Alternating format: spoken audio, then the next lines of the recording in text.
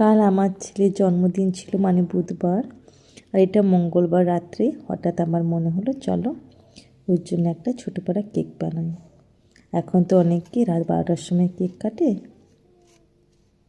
যেমন ভাবনা তেমন কাজ, তেমন কিছু উপকরণ থাকেনি, কিন্তু মনে হলো করবো তো চলো আরম্ভ করে ফেলি। এমনি বাড়িতে সব কিছুই ছিল, ময়দা, দুধ। আমি যেহেতু ডিম খাই না, আর ডিম দেওয়া কেকটা আমি বাড়িতে তৈরিও করি না।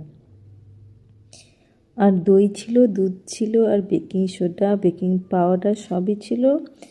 আর টুটি ফুটি ছাড়া বাকি সব কিছু ছিল বাড়িতে। ঠিক আছে, যেমন ভাবনা তেমন কাজ, যখন চলো যেমন হবে তেমন। চট জলদি যতটা পারা যায় করা গেল। সমস্ত কিছু মিক্সড করে দেখছি ব্যাটারটা কতটা রেডি হলো।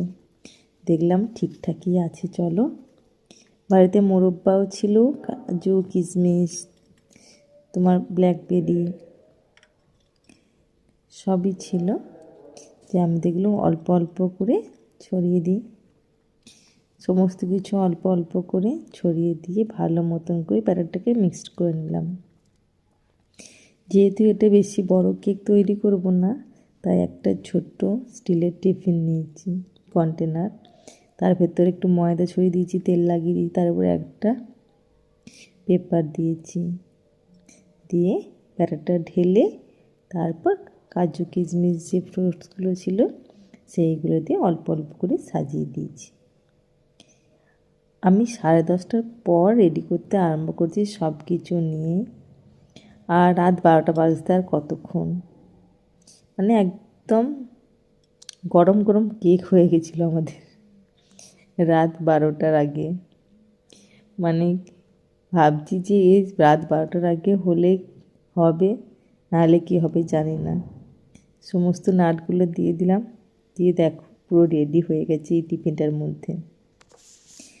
গ্যাসের মধ্যে একটা কড়াই বসিয়ে দিয়েছি, দিয়ে ওটা ফ্রি হিটে আমি গরম করতে দিয়েছিলাম। গরম করতে দেওয়ার পর যেটাতে ছোটো জায়গায় একটা স্টিলের প্লেট, ওর উপর আমি উপর করে দিলাম, দিয়ে আমি কন্টেনারটা বসিয়ে দেব। প্রথমে একটু ঢাকা দিয়ে আরেকটু গরম করে নিলাম। দেওয়ার পর আমি কন্টেনারটা দিয়ে ভালো মতন করে আধ ঘন্টার মতন গ্যাসের ফ্লেম লো রেখে করে নিয়েছিলাম। কিন্তু ঠান্ডা হয়ে দিলে আরও ভালো হতো, কিন্তু ঠান্ডা করার মতন সময় হাতে ছিল না। দেখো এখন 12:15 বাজছে।